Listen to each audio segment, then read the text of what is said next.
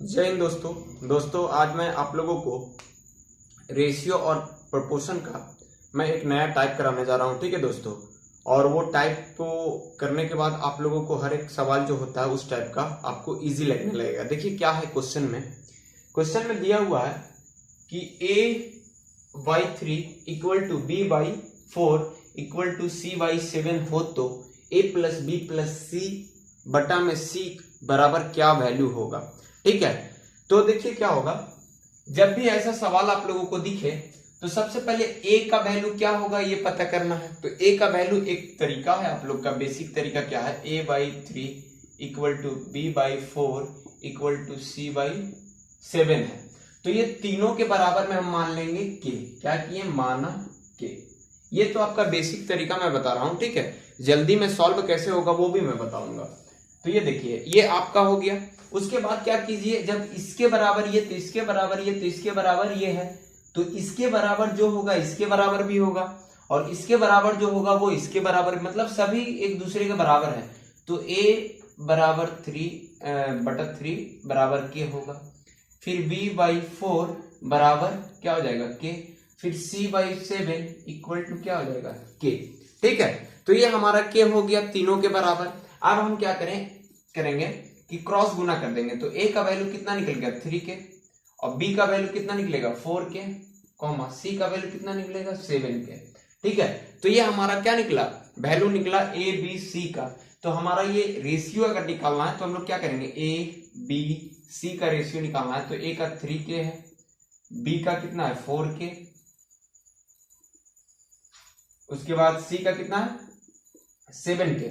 तो हम क्या करेंगे, ये k से k कट गया तो a और b का रेशियो क्या निकल के आ गया, 3 4 और 7 निकल के आ गया। तो हमारा पूछा क्या, a प्लस बी प्लस सी बटा में c इक्वल टू क्या होगा।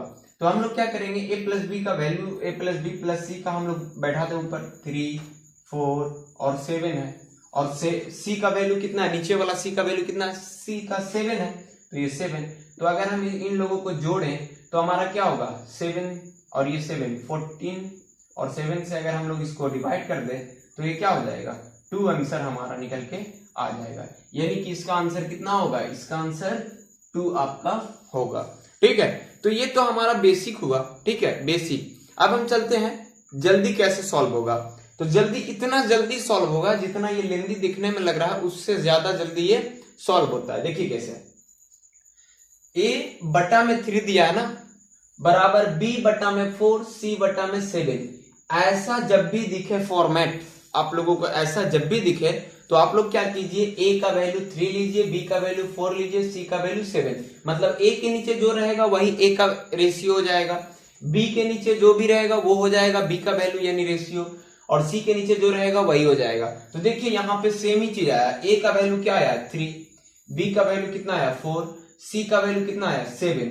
अब इसका वैल्यू पुट किए हम लोग इसका, तो हमारा कट के कितना आ जाएगा 2 आ जाएगा। तो जब भी ऐसा एग्जाम में अगर आप लोगों को सवाल मिलता है तो आप लोगों को इतना बड़ा सॉल्व करने की जरूरत नहीं है। मैं इसलिए बताया ताकि आप लोगों को बेसिक पता चले कि बेसिक बनता किस तरीके से है। ठीक है, तो ये हमारा बेसिक हुआ। ट्रिक में आपको यही ये रेशियो हो जाएगा, कितना भी क्यों ना दे दे, एक्स वाई जेड ऊपर में दे दे और उसके बाद यहाँ पे क्या दे दे 5 6 7, तो हमारा रेशियो वही हो जाएगा। ठीक है दोस्तों, अगर ये आप लोगों को अच्छा लगता है तो लाइक जरूर किया करें दोस्तों। ठीक है, अब चलते हैं हम लोग नेक्स्ट क्वेश्चन की तरफ और नेक्स्ट टाइप की तरफ। ठीक, तो चलिए दोस्तों अब हम चलते हैं नेक्स्ट टाइप की तरफ। तो यहाँ पे देखिए क्वेश्चन क्या है, 1/x 1/y 1/z ये रेशियो में दिया हुआ है। ठीक है, और उनका रेशियो आपको ये दे चुका है। ठीक है, हो तो x अनुपात y अनुपात z क्या होगा ये पूछ रहा है आप लोगों से। ठीक है, तो क्या होता है कि यहाँ पे थोड़ा सा मैं बेसिक बताऊंगा, और जितना आपको बेसिक लेंदी लगेगा, थोड़ा सा लगेगा टाइम, लेकिन उसका ट्रिक और भी आसान होता है, मतलब आप उसको और जल्दी से सॉल्व कर सकते हैं। जैसे कि देखिए 1/x का वैल्यू कितना है 2, तो x का वैल्यू अगर निकालना है हमको तो x का वैल्यू क्या निकल जाएगा, x को इधर लेके चले जाएंगे तो 1 और ये 2 कहाँ यहाँ आ जाएगा, तो ये x इधर ही रह गया। 1/y है तो इसका कितना है 3 है, तो इसको जब हम क्या करेंगे कि 1/3 करेंगे तो ये y कहाँ चला जाएगा, ये y और यहाँ पे 3 आ जाएगा, तो ये हो गया y का वैल्यू। फिर 1/z है, तो 1/z इक्वल टू 5 दिया हुआ है। तो जब 5 आप लोगों को दिया हुआ है तो हम क्या कर सकते हैं, इसको 1/5 इक्वल टू z। तो ये x y z का वैल्यू आप लोगों को निकल चुका है। तो आप क्या कीजिए, x y z का वैल्यू निकला है तो हम लोग 1/2 अनुपात x y z निकालना है, 1/3 अनुपात 1/5 करेंगे। तो ये x, ये y और ये z का रेशियो हम लोग निकाल दिए।